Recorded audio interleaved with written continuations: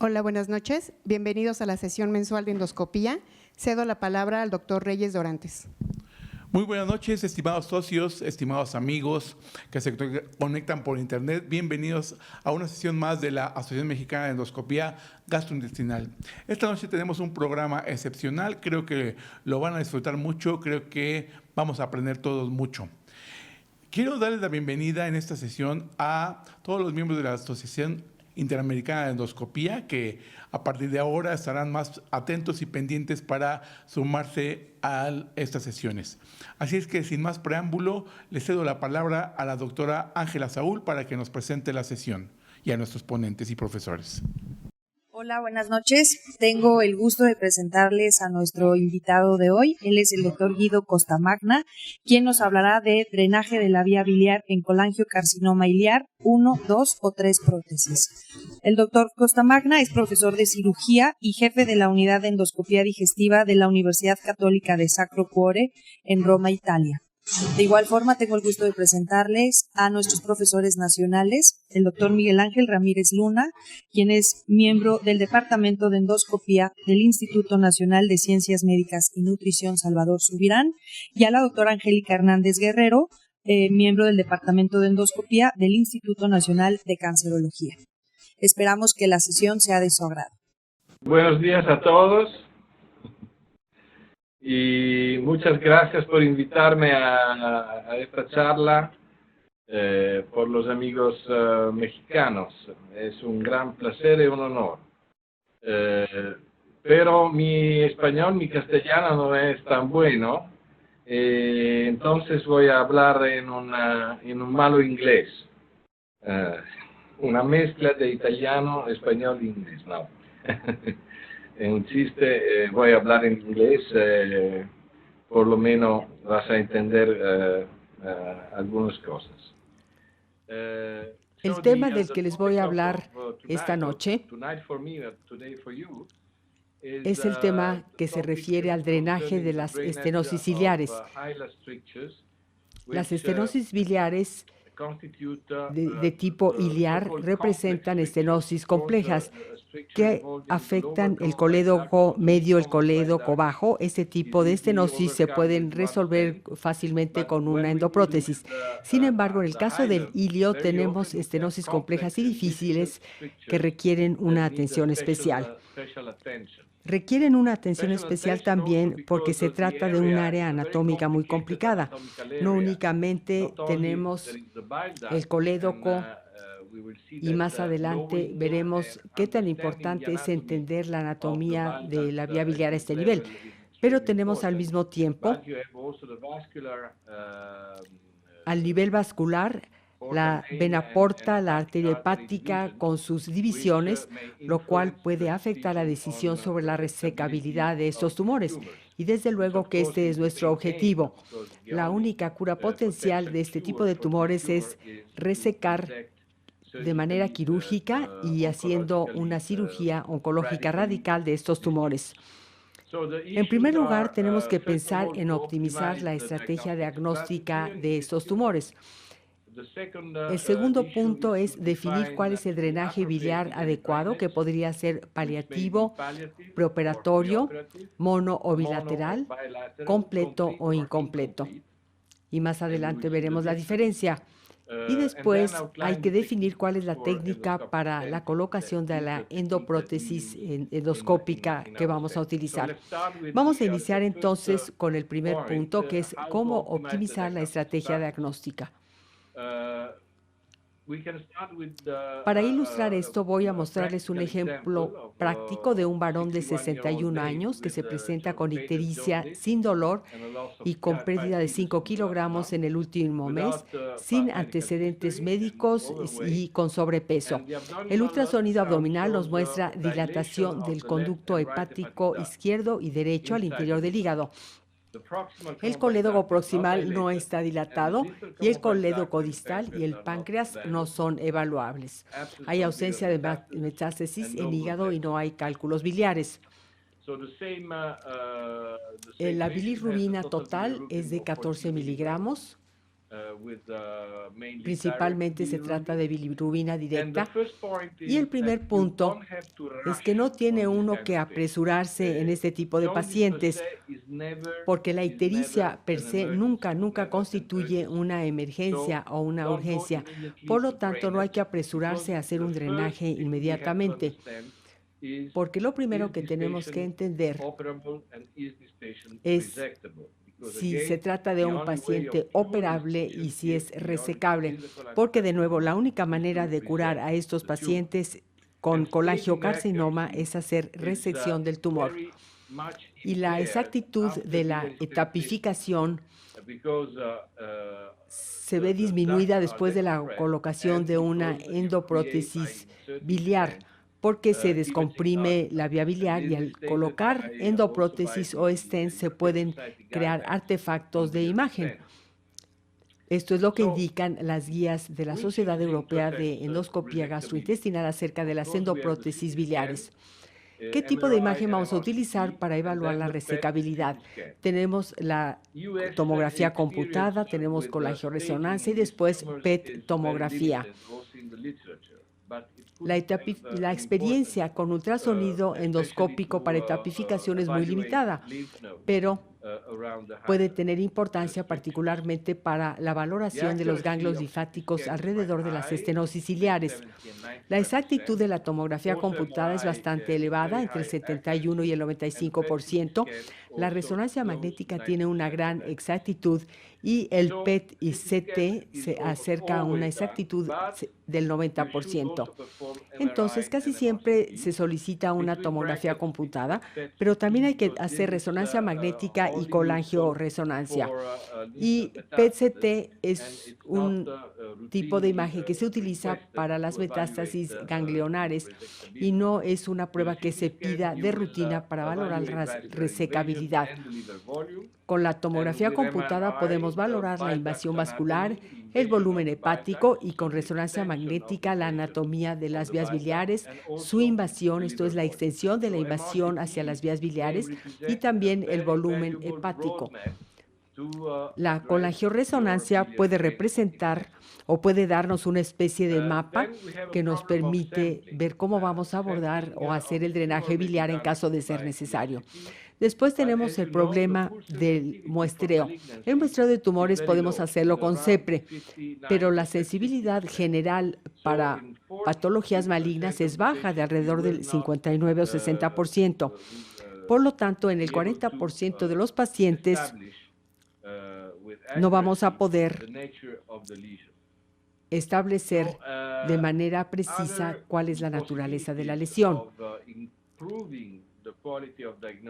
Otras posibilidades para mejorar la calidad diagnóstica es a través de la colangioscopía en la actualidad, porque la inspección visual y el muestreo directo, esto es, las biopsias tomadas bajo visualización directa durante la colangioscopía, han probado aumentar la sensibilidad. Esto es, puede ayudarnos a evitar falsos negativos en hasta un 80 a 90%. El segundo problema es definir el drenaje biliar adecuado, porque las cosas son diferentes si nos encontramos dentro de un contexto paliativo a que si estamos en el contexto de un drenaje preoperatorio. Y de acuerdo con la extensión de la lesión, vamos a ver cuáles son las diferencias entre un drenaje mono o bilateral y completo contra incompleto. Cuando drenamos estenosis iliares malignas, de nuevo, esto se hace después de la etapificación. Después de la etapificación vamos a ver el tumor en la tomografía computada, vamos a poder determinar la extensión de la invasión, vamos a determinar cuál es el volumen del hígado que hay que resecar en caso de que haya resecabilidad y también vamos a valorar la calidad del hígado. Vamos a ver la calidad del parénquima hepático, que es un factor extremadamente importante para tomar una decisión. Y mediante colangioresonancia podemos mostrar y ver muy claramente cuál es la anatomía, cuál es la extensión del tumor dentro del hilio hepático y así podemos establecer el nivel de la invasión. El drenaje preoperatorio no se solicita de rutina porque los pacientes pueden someterse a una cirugía, puede hacérseles una resección y también en casos de ictericia existe un umbral que vamos a ver. Pero si se trata de una ictericia no muy importante, puede uno pasar directamente al quirófano.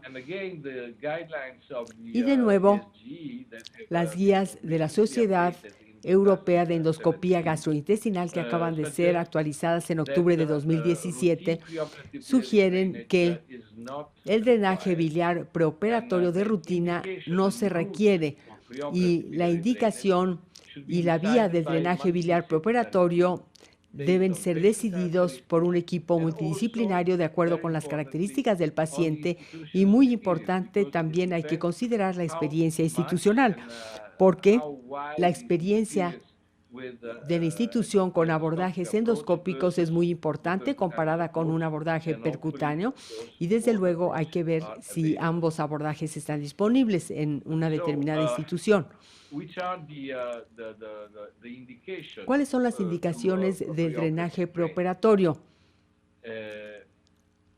Si nuestro plan es hacer una resección hepática mayor con un hígado futuro remanente que representa menos del 30%, entonces está indicado el drenaje preoperatorio. Cuando quiere uno inducir una hipertrofia compensatoria del hígado remanente con embolización monolateral de la vena porta que induzca atrofia de la parte contralateral del hígado que se va a resecar.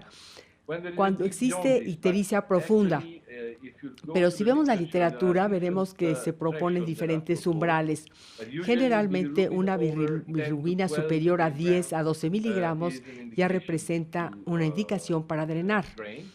Y desde luego, si hay colangitis aguda, porque nunca hay que operar con a un paciente con una infección aguda, porque sin duda alguna esto va a dar lugar a complicaciones.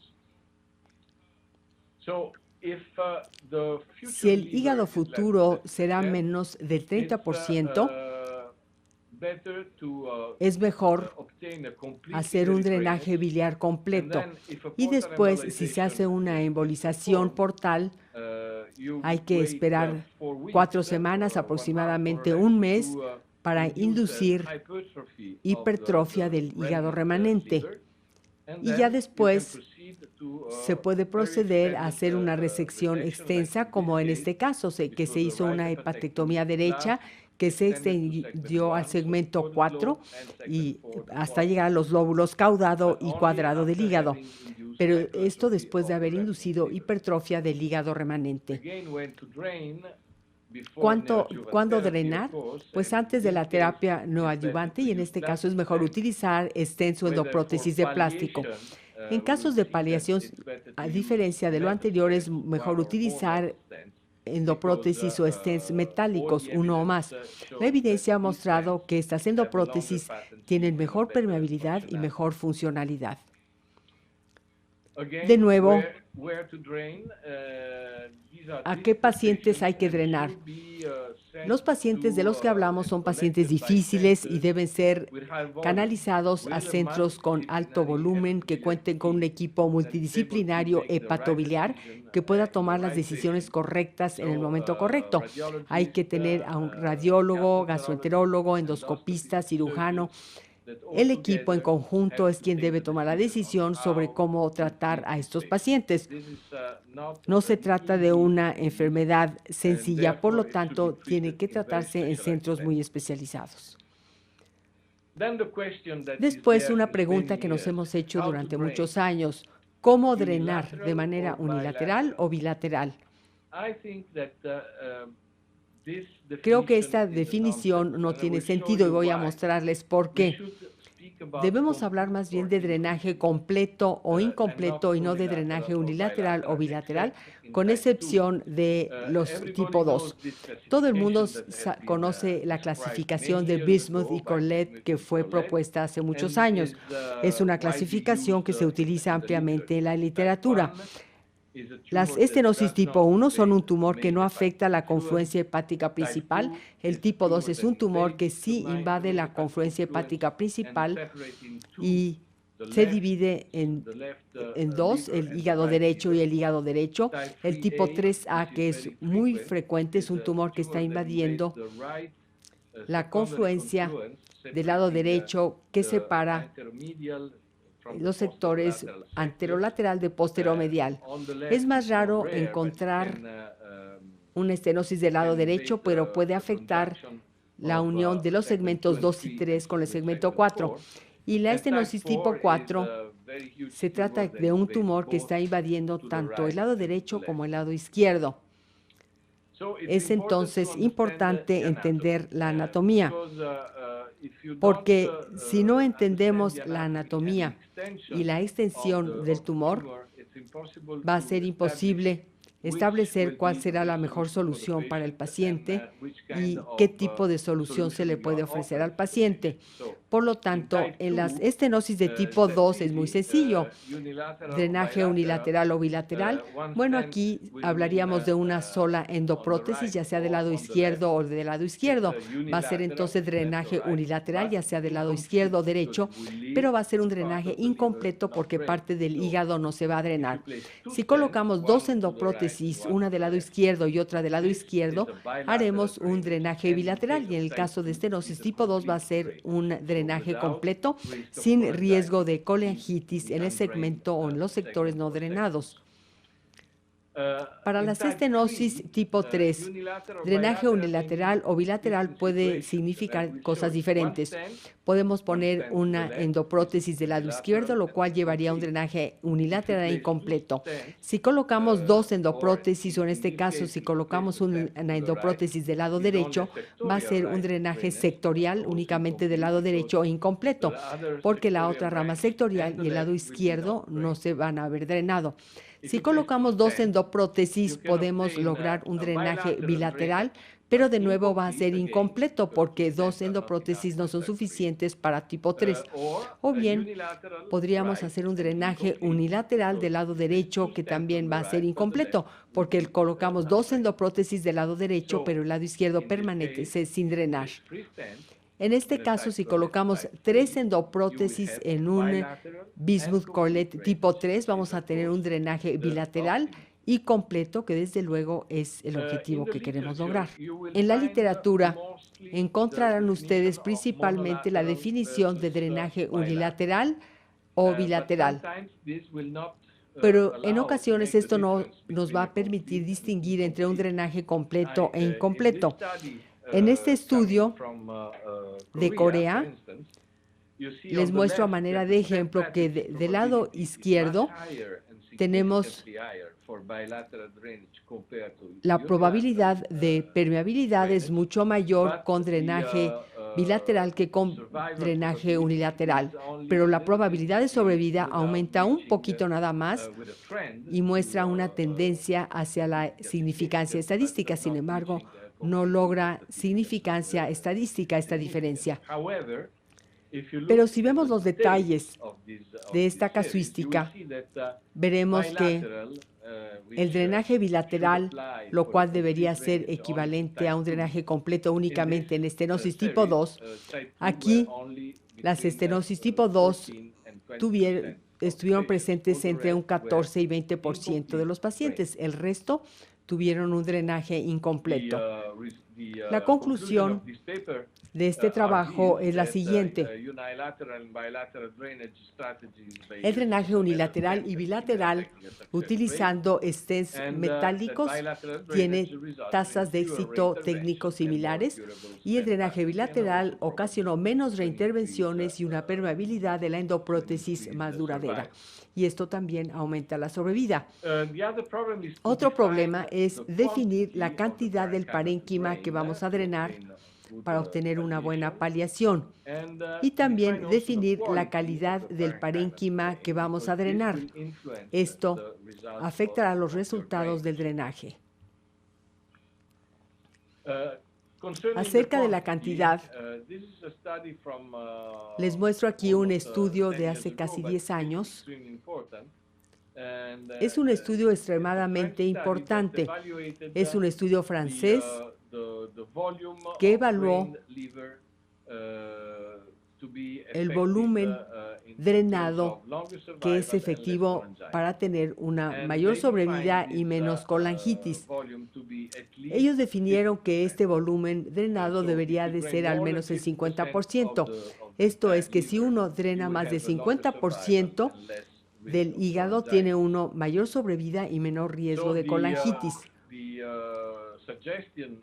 La sugerencia de la Sociedad Europea de Endoscopía Gastrointestinal y en sus guías clínicas para endoprótesis biliares dice que hay que drenar igual o más del 50% del volumen hepático en pacientes con estenosis tipos 2 a 4, esto es las estenosis que afectan la confluencia hepática principal. Pero también dicen que hay que evitar la opacificación de las vías biliares que no se van a drenar, porque si las vías biliares están opacificadas y no se drenan, hay un riesgo muy alto de colangitis. En este caso, únicamente se colocó una endoprótesis del lado derecho en este paciente y el lado izquierdo no se drenó. En este caso, entonces, hay que utilizar un abordaje combinado percutáneo y endoscópico para hacer drenaje del segmento no drenado con el fin de evitar las complicaciones sépticas. Pero también es importante definir la calidad del parénquima. Y de nuevo, les muestro aquí este mismo trabajo que evaluó la cantidad y mostró que intubar un sector atrófico representa un mayor riesgo de colangitis y la diferencia es estadísticamente significativa. De nuevo, es importante definir la calidad del parénquima antes de intentar cualquier drenaje, como por ejemplo en este caso, vemos que el lado izquierdo del hígado está totalmente atrófico. Por lo tanto, el objetivo del drenaje era únicamente para drenar el hígado no atrófico del lado derecho con 2 endoprótesis de plástico y después de las endoprótesis 2 semanas después pudimos colocar 2 endoprótesis metálicas en los segmentos drenados. Y aquí tenemos el resultado final. ¿Qué técnica vamos a utilizar para colocar endoprótesis endoscópicas? Aquí tenemos diferentes posibilidades. En primer lugar, tenemos que decidir qué tipo de endoprótesis o stent vamos a utilizar. Es mejor utilizar endoprótesis de plástico para el drenaje preoperatorio, especialmente si no se ha tomado una decisión definitiva sobre el tratamiento curativo o paliativo, porque si colocamos una endoprótesis metálica, por ejemplo, en el caso de una estenosis ciliar, es mucho mejor utilizar endoprótesis no cubiertas. Va a ser muy difícil retirar esa endoprótesis o prácticamente imposible. Por lo tanto, las endoprótesis de plástico se utilizan para drenaje preoperatorio o si todavía está uno discutiendo si el paciente es operable o no. Aquí no hay que utilizar más que endoprótesis de plástico, no metálicas. Hay que evitar el error que se muestra en la diapositiva. Hay que evitar utilizar un balón para inyectar todo y para colocar la endoprótesis, porque después hay que drenar todo. Lo mejor es proceder paso a paso, entrar de manera ciega, de acuerdo con el mapa que ya nos dio la colangioresonancia, con una guía, hasta llegar al segmento. Después se opacifica el segmento para poder entender cuál es el sector o cuál es el segmento que se está opacificando y ya después se coloca la endoprótesis. Después pasa uno a otro sector, en este caso el lóbulo hepático izquierdo, entra uno con la guía y ya después coloca la endoprótesis. En este caso tenemos un tumor 3A y tenemos que la tercera endoprótesis se colocó en el sector posterior posterolateral del lado derecho. En este caso, obtuvimos drenaje completo con endoprótesis de plástico. Por lo tanto, la inyección anterógrada es algo que hay que evitar. Únicamente hay que utilizar inyección retrógrada después de haber atravesado la estenosis con la guía. Esto es mucho mejor para evitar la colangitis. Para paliación, ¿qué tipo de endoprótesis? Únicamente vamos a utilizar endoprótesis no cubiertas. Con las endoprótesis cubiertas, el riesgo de ocluir ramas que llegan a la confluencia hepática principal, esto es, las ramas del segmento 1, están muy cerca de la confluencia hepática principal. Entonces, con una endoprótesis cubierta o parcialmente cubierta, hay un alto riesgo de oclusión de estas ramas y puede ocurrir colangitis en estos conductos pequeños no drenados. En casos de paliación, hay que utilizar únicamente endoprótesis no cubiertas para el hilio.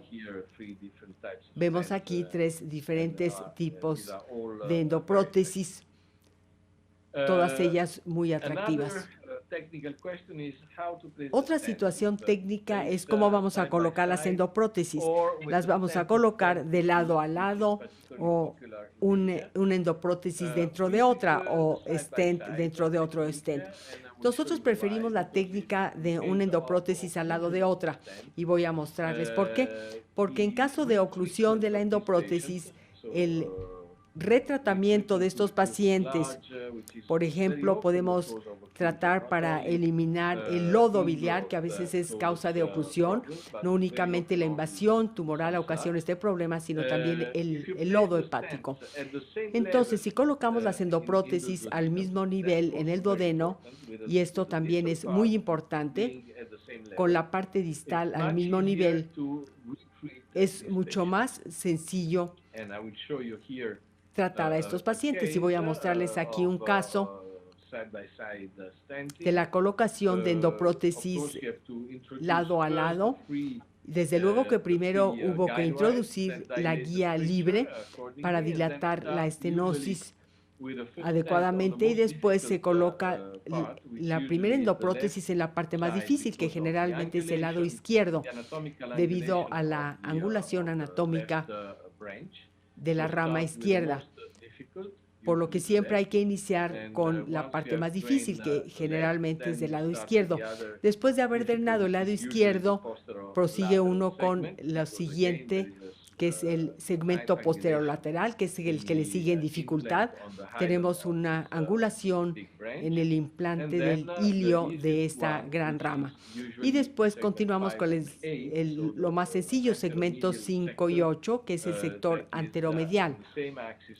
Se encuentra en el mismo eje del colédoco. La repetición del tratamiento o el retratamiento en esta imagen endoscópica, en la parte superior derecha de la diapositiva, vemos que los endoprótesis se liberan al mismo tiempo en el duodeno. ¿Por qué? Porque si los liberamos o expandimos dentro de la vía biliar, esto va a hacer que la recanulación sea mucho más difícil. La intención es siempre dejar las endoprótesis en posición transpapilar y al mismo nivel para poder recanular las endoprótesis, y en caso de alguna disfunción debido al lodo biliar, a una invasión tumoral, es posible recanular las endoprótesis y podemos utilizar balones y otros métodos para poder tratar el exceso de crecimiento o alguna invasión que ocasiona la disfunción, y se pueden llegar a las endoprótesis, se les puede limpiar y se puede retirar lo que está ocasionando el problema. Del lado izquierdo podemos ver aquí que había un crecimiento invasivo que se trató con una segunda endoprótesis metálica que se colocó adentro de la primera. En caso de la técnica de una endoprótesis dentro de otra o stent in stent, la técnica es más difícil y generalmente no la utilizamos. Este es el caso de una paciente femenina china que había crecido, se crió en China y migró a Italia. Desarrolló colangitis, llegó a nuestro hospital y se le colocó un stent dentro de otro stent o endoprótesis dentro de otra endoprótesis para tratar la estenosis. El lado derecho se trató sin ningún problema, el lado izquierdo, sin embargo, fue difícil de canular porque tuvimos que atravesar las mallas de la endoprótesis, después hubo que dilatar las mallas de la endoprótesis para poder introducir un balón o un catéter en esta parte más difícil. Por lo tanto, el tratamiento no es sencillo en estos pacientes. Esto ha sido mostrado en algunos trabajos, como el que les muestro aquí, que es un metaanálisis que viene de China. Es un metaanálisis de 4 estudios comparando las dos técnicas, endoprótesis a un lado de otra o endoprótesis dentro de otra. Se mostró un desempeño similar. El éxito del retratamiento con un solo procedimiento fue más alto con endoprótesis junto a otra endoprótesis en comparación con el 67% utilizando la técnica de endoprótesis dentro de otra endoprótesis. La técnica de una endoprótesis a un lado de la otra es mucho más sencilla y nos da mejores resultados. Este trabajo reporta nuestra experiencia. Se publicó recientemente en la revista Digestive and Liver Disease. Revisamos 134 pacientes con estenosis ileares malignas.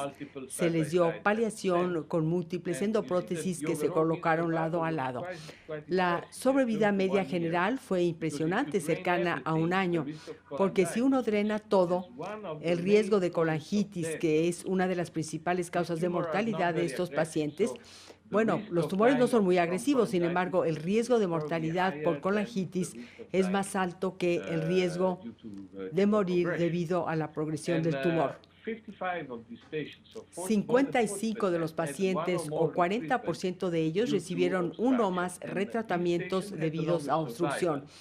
Y estos pacientes tuvieron la mayor sobrevida, que fue de una media de 503 días en comparación con los pacientes que no fueron tratados. Estos son pacientes que sobrevivieron más tiempo. Bueno, probablemente lo que ocurrió fue que se retrató muy rápidamente a estos pacientes con colangitis y el tratamiento rápido probablemente sea algo que puede aumentar la sobrevida. Les muestro aquí la curva de Kaplan-Meier que muestra que esto fue significativo para prolongar la sobrevida.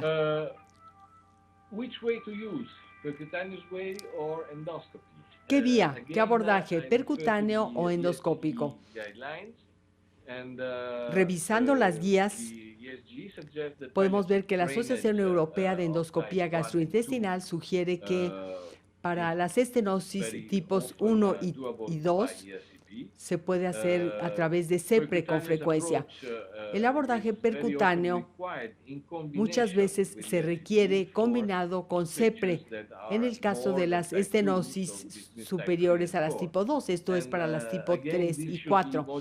Y de nuevo, esto tiene que modularse o adaptarse de acuerdo con la experiencia local. De hecho, hay un estudio aleatorizado controlado que está en curso en Estados Unidos en este momento. Es un estudio multicéntrico comparando de manera prospectiva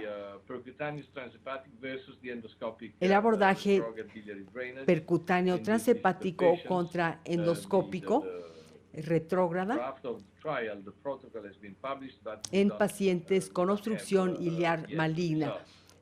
Ese es el protocolo, pero aún no tenemos los resultados. Será muy importante entender los resultados para ver qué es lo que nos enseñan. A manera de conclusión, y estos son los mensajes que quiero que ustedes recuerden, acerca de la estrategia diagnóstica, es extremadamente importante recordar que es importante etapificar antes de drenar. De nuevo, la ictericia per se nunca va a ser una emergencia. Únicamente la colangitis aguda es una emergencia. Por lo tanto, hay que tener imágenes transversales sin endoprótesis. Una vez que ya tenemos las imágenes transversales, tenemos que tratar de entender la anatomía biliar con colangioresonancia para poder contar con un mapa y poder planear la estrategia del drenaje, ya sea por vía endoscópica o por vía percutánea. Acerca del drenaje biliar, es mucho mejor evitar drenar los segmentos del hígado atróficos porque aumentaría uno el riesgo de colangitis. Siempre hay que tratar de drenar al menos el 50% del parénquima hepático. Si drenan todo y están convencidos de que esto es mejor, es de importancia muy importante drenar todas las vías biliares opacificadas para evitar complicaciones. Porque si uno no drena, opacifica y no drena, el riesgo de colangitis se acerca al 100%. Y después, como no hay evidencia, yo preferiría un drenaje hepático completo. Prefiero utilizar la terminología de drenaje completo o incompleto y no la terminología de unilateral o bilateral, porque esta última no nos marca la diferencia de los riesgos clínicos. En el caso de los stents o endoprótesis, utilizamos las endoprótesis de plástico para drenaje preoperatorio, para terapia no adyuvante, o bien si todavía estamos valorando la resecabilidad. Para paliación hay que evitar utilizar endoprótesis cubiertas o parcialmente cubiertas, porque esto implica un alto riesgo de colangitis. Y en términos de técnica, prefiero utilizar la inserción lado a lado de las endoprótesis metálicas, porque esto facilita el retratamiento. Y estoy convencido de que si se trata a estos pacientes en urgencias poco después de que desarrollan colangitis aguda, pues uno podría mejorar su sobrevida.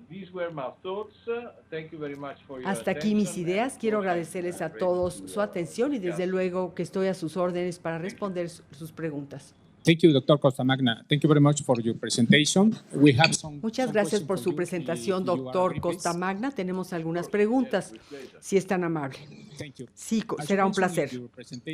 Como mencionó usted en su presentación, este tipo de pacientes son sumamente complejos para el endoscopista. ¿Qué piensa usted de la endomicroscopía confocal con láser y la endoscopía para poder lograr hacer el diagnóstico en estos pacientes difíciles? El ultrasonido endoscópico. Tenemos muy poca evidencia en la literatura. Sin embargo, podría ser útil para dos indicaciones. Por un lado, para hacer aspiración con aguja fina o tomar biopsia con aguja fina a través del duodeno, porque el área del ilio se puede ver bastante bien a este nivel. Hay poca información, pero la información es interesante. La segunda indicación sería para la evaluación de ganglios periliares. Sin embargo, de nuevo, los datos de la literatura son muy escasos. Acerca de la endomicroscopía confocal con láser, de nuevo considero que es un procedimiento muy difícil de interpretar. Hemos participado en un estudio multicéntrico utilizando esta tecnología de endomicroscopía confocal con láser. Los resultados son interesantes, pero son extremadamente difíciles de interpretar. Y en especial, hay un bajo coeficiente de concordancia entre los diferentes evaluadores cuando se trata de hacer el diagnóstico diferencial entre una lesión benigna y una lesión maligna. Y además, la tecnología es bastante cara. Es por ello que no estoy seguro de que esto vaya a ser el futuro. Le menciono esta situación porque al menos en México es muy difícil para el equipo multidisciplinario hacer el diagnóstico. Y cuando se comenta el caso del paciente con el cirujano, no se tiene un diagnóstico histopatológico, por lo que es muy difícil operar a este tipo de pacientes. Sí, tiene toda la razón. hay entre un 50 y 20% de pacientes resecados que en la evaluación final patológica de la pieza resecada no se ve tumor, no hay tumor. Esto significa que se hizo una cirugía mayor para una lesión benigna, lo cual es algo que hay que evitar. Sin embargo, de nuevo, la microscopía confocal es un método difícil y todavía es bastante caro. Yo creo que la colangioscopía, especialmente con la colangioscopía de un solo operador con el Spyglass, podría facilitar nuestra capacidad diagnóstica y también podría ayudarnos a diferenciar entre lesiones malignas y benignas. Pero creo que también en esta área necesitamos más información y más estratificación de las imágenes para poder distinguir entre una lesión benigna y una lesión maligna. Otra pregunta. ¿Qué papel piensa usted que tiene la ablación con radiofrecuencia en estos pacientes? Esto es algo muy interesante porque la ablación con radiofrecuencia es una nueva tecnología que tiene aplicaciones potenciales para los tumores ciliares. La experiencia publicada hasta este momento se refiere únicamente al tratamiento de pacientes con endoprótesis ocluidas debido a un crecimiento por invasión. El principal problema con la ablación con radiofrecuencia o RFA es que sí se hace del lado izquierdo, pero también del lado derecho. Es difícil estimar cuál es el campo o delimitar el campo de acción del efecto de la radiofrecuencia. Por lo tanto, hay riesgo de lesionar los vasos que están dentro del parénquima hepático. Este es un riesgo bastante alto aparentemente. Hay un grupo de Alemania que reportó complicaciones severas una semana después del tratamiento, que se presentaron con sangrado y reportaron un par de muertes debido a esta complicación. Hay que tener entonces mucho cuidado a la hora de aplicar la ablación con radiofrecuencia. No hay que utilizarla al interior del hígado o de los conductos intrahepáticos. En el caso de las vías biliares extrahepáticas, este riesgo es sumamente bajo. Como usted sabe, se publicaron recientemente algunos trabajos que muestran que en pacientes con drenaje incompleto a través de CEPRE, con un drenaje guiado con ultrasonido y no drenaje percutáneo, ¿qué piensa usted con drenaje guiado por ultrasonido incompleto? Considero que es una alternativa muy prometedora. El problema es que el drenaje guiado con ultrasonido endoscópico generalmente se puede hacer del lado izquierdo, para el lóbulo izquierdo, porque el acceso es a través del conducto de los segmentos 2 y 3. En el caso entonces del lóbulo derecho, del sistema hepático derecho, el abordaje percutáneo creo yo que sigue siendo la única opción en caso de que falle el drenaje endoscópico. Pero desde luego, el abordaje guiado con ultrasonido sigue siendo muy prometedor, pero de nuevo, todo depende de la técnica que se tiene que difundir más en todo el mundo. En su opinión, entonces, a todos los pacientes antes de la CEPRE tiene que hacérseles pancreatografía con resonancia magnética y tomografía computada para conocer el volumen. En caso de que se sospeche una estenosis ciliar, sí, así es. La resonancia magnética es una herramienta diagnóstica muy útil para diagnosticar el parénquima, pero también para definir el tipo de patología y para darnos una especie de mapa que nos ayude a conocer la anatomía. Usted habla muy bien español. No, un poquito, entiendo todo. I am Pero surprised that in the beginning of your lecture, El español que habló al inicio se entendió muy claramente. Felicidades. Y el italiano y el español se parecen mucho. Absolutely. La próxima vez voy a hablar en castellano. La próxima vez que esté en México, lo vamos a invitar pronto, va a hablar en castellano. muchas gracias. Muchas gracias por su presentación, por su conferencia. Thank you very much for your presentation. Gracias. Adiós. Adiós. Bien, pues creo que la sesión ha sido de gran calidad y nos ha dejado mucha experiencia. Miguel, no sé qué opinas. Creo que estamos en centros de concentración donde vemos mucho este tipo de pacientes ya intervenidos fuera con la colocación de prótesis y a veces no una buena evaluación. ¿Qué tanta dificultad? Me gustaría aprovechar que ahorita no tenemos preguntas del público, pero si de los que han visto la sesión, si tienen alguna pregunta o comentario, con mucho gusto estamos aquí para poder pues intercambiar ideas.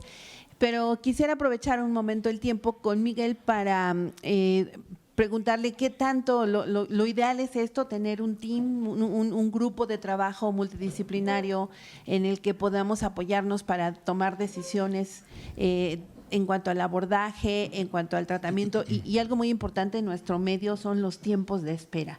O sea, el drenaje no debe ser una urgencia, sino es una colangitis, pero qué tanto podemos nosotros hacerlo cuando tenemos tiempos de espera largos en relación al abordaje quirúrgico o incluso el abordaje con quimioterapia o neoadyuvancia con radioterapia, si fuera el caso.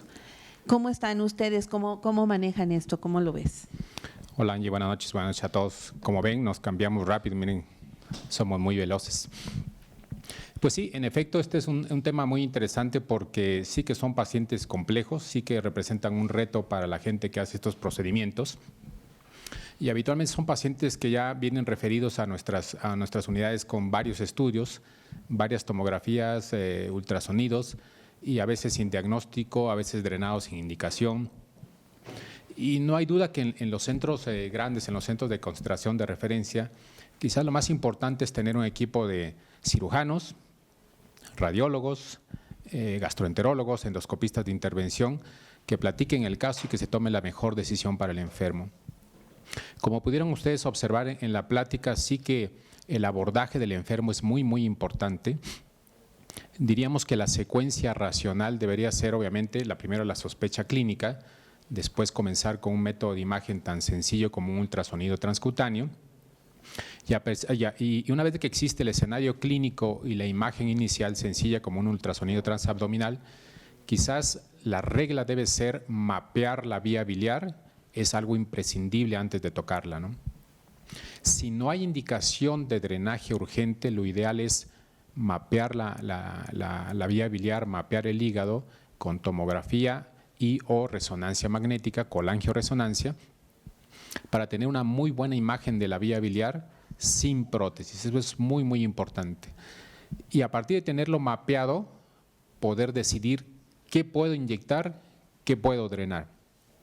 Claro, si el paciente tiene alta sospecha en bases clínicas de ser una neoplasia maligna de las vías biliares, la imagen es compatible con una neoplasia de las vías biliares, debemos proceder idealmente a decidir con esta imagen inicial si el paciente es potencialmente resecable o es irresecable.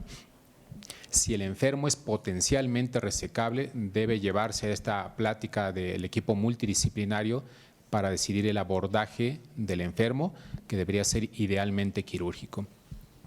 Pero bueno, desafortunadamente la gran mayoría de los enfermos que tienen este escenario llegan tarde a las unidades hospitalarias con enfermedades avanzadas en donde el tratamiento paliativo prácticamente es la rutina. Y luego viene el cuestionamiento de tener la evidencia diagnóstica, como platicábamos en la charla con el doctor Costamagna. Y aquí es donde vienen los varios métodos diagnósticos, porque tener un diagnóstico histológico de una neoplasia de la vía biliar sí que es algo complicado, ¿no? La mayoría de los métodos diagnósticos, su rendimiento oscila alrededor del 80-85%, ¿no?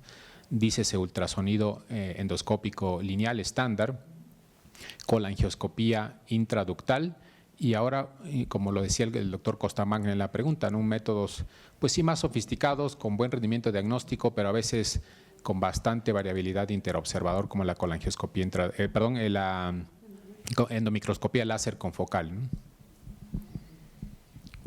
Sí, definitivamente creo que sí es muy complejos estos pacientes y tenemos que estar, tenemos que tener un abordaje muy claro de estos pacientes paso a paso, ¿no?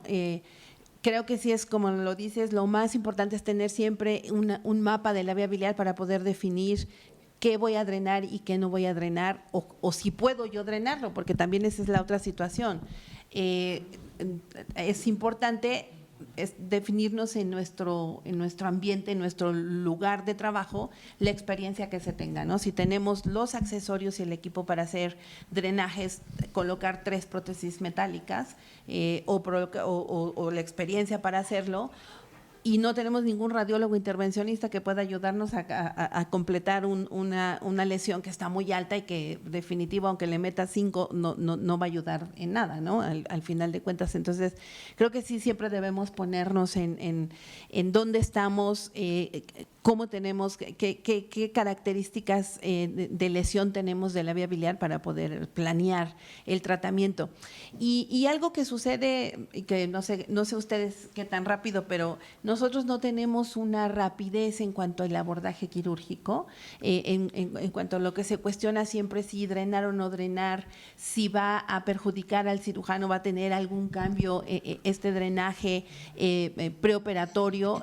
Al final de cuentas se ha demostrado que no tiene ningún impacto en cuanto ni a la técnica ni a las complicaciones, incluso puede disminuir algunas complicaciones, pero mucho depende del tiempo de estancia o del tiempo de retardo de una cirugía. Si es una cirugía pronta, 1 semana, 10 días, es un paciente que puede tener, puede esperar sin un drenaje, pero si es una cirugía mayor, que creo que es lo que sucede mucho en nuestras instituciones, o la referencia, ¿no?, de estos pacientes a otro lado o tener un diagnóstico, la mejor opción es hacer un drenaje, pero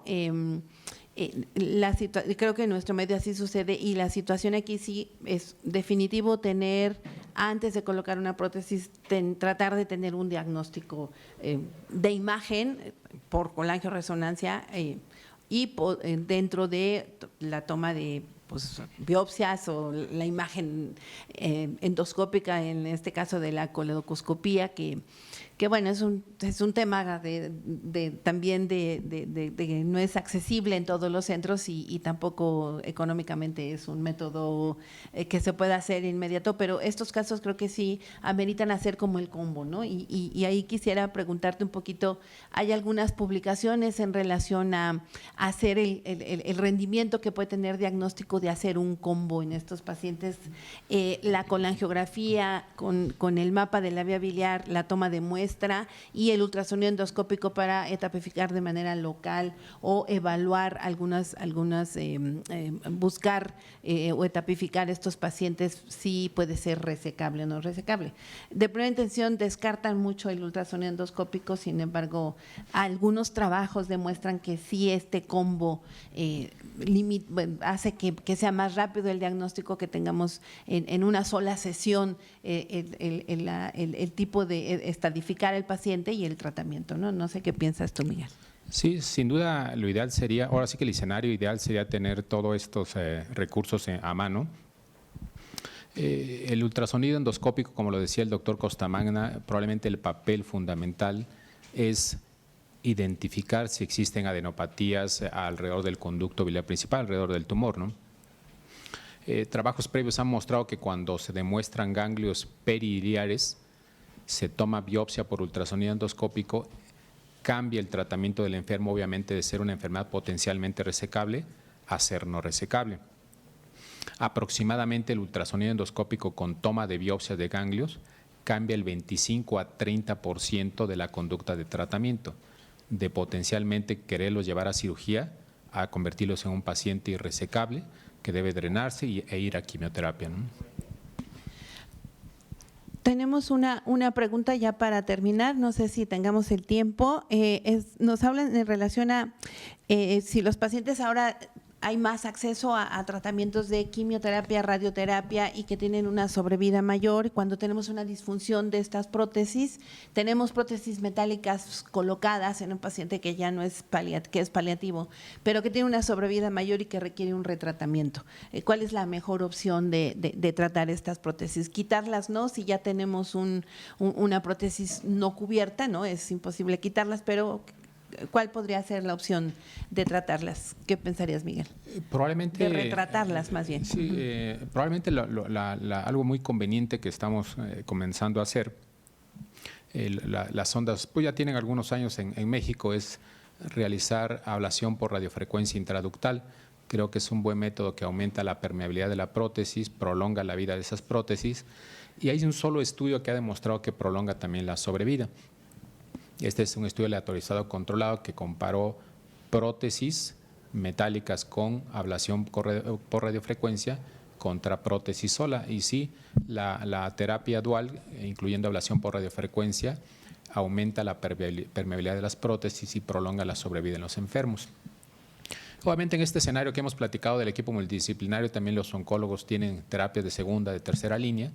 Creo que por nuestra parte lo que podemos ofrecer es esta terapia intraductal con ablación por radiofrecuencia.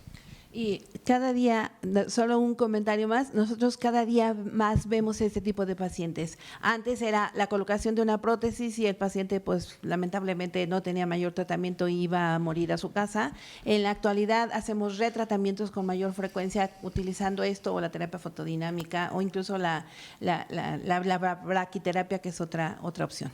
Bueno, pues se nos ha acabado el tiempo, realmente ha sido una sesión muy interesante, pues agradezco al doctor Ramírez y que hayamos compartido esta mesa y a todos ustedes muchas gracias y quiero le cedo la palabra a la doctora Ángela Saúl para que pues clausure esta sesión. Buenas noches.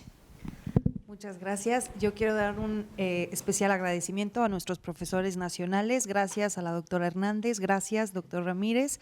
Sin duda implicó un esfuerzo por parte de todos y esperamos que el resultado haya sido de su agrado. Y ahora cedo la palabra a la doctora Xochitl Quetzal Sánchez Chávez y al doctor Ángel Reyes Dorantes. Bueno, antes que nada, muchísimas gracias por estar conectados con nosotros. Tuvimos a 197 asistentes de 12 países y continuamos con nuestros anuncios parroquiales. Recuerden que ya se encuentra abierta la convocatoria para la presentación de trabajos libres y de ingreso en la reunión nacional. Puedes registrar tu trabajo del 1 al 30 de junio en nuestra página www.amecendoscopia.org.mx. Ya se encuentra también disponible en la página web el micrositio de la reunión nacional, la cual se celebrará del 14 al 18 de septiembre en el Poliforum León.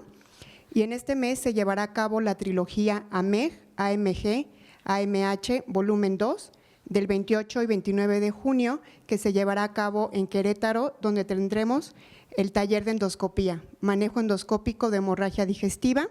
El cupo es limitado, puedes inscribirte. Y en el mes de julio, los días 11 y 12, recuerda que se llevará a cabo en el Hotel Holiday Inn de Coyoacán, los ecos endoscópicos, teniendo un valor curricular de 15 puntos por el Consejo Mexicano de Gastroenterología. Y por último, nuestro programa líder en excelencia en la colonoscopía, que se llevará a cabo en el Hospital Regional Carlos MacGregor el 1 y el 2 de agosto. Te invitamos a seguir nuestro programa de sesiones en línea AMEG, siendo nuestra última sesión en el mes de agosto, el día 8, con el tema drenaje endoscópico de la vesícula biliar, impartido por el profesor internacional Douglas Adler. Y por último, cedo el micrófono al doctor Reyes para dar clausurada a esta sesión. Muchas gracias, doctora Xochitl. Bueno, pues creo que ha sido una sesión sumamente interesante. Quiero agradecer al doctor Guido Costamaña, que se dio un tiempo y el esfuerzo para conectarse desde Roma. Creo que lo que nos enseñó es muy, muy valioso. Desde luego, muchas gracias a nuestros profesores nacionales, al doctor Ramírez, a la doctora Hernández y pues aquí a mis colaboradoras. Quiero agradecer también en esta sesión muy especialmente a los laboratorios Senociain, ya que gracias a su generoso patrocinio, ellos hicieron posible y contribuyeron a que esta sesión se llevara a cabo. No me queda más que despedirme, diciéndoles a todos que se hayan cumplido sus objetivos de enseñanza, que son bienvenidos a las sesiones, que pueden revisar estas sesiones en línea. Quiero que en especial agradecer que ya tenemos la participación de más países y esa es la intención, que todos nuestros colegas endoscopistas de todo el mundo se puedan conectar. Creo que las sesiones tienen un excelente nivel y son de gran enseñanza. Así es que cerramos esta sesión, les agradecemos su presencia y nos vemos en la siguiente.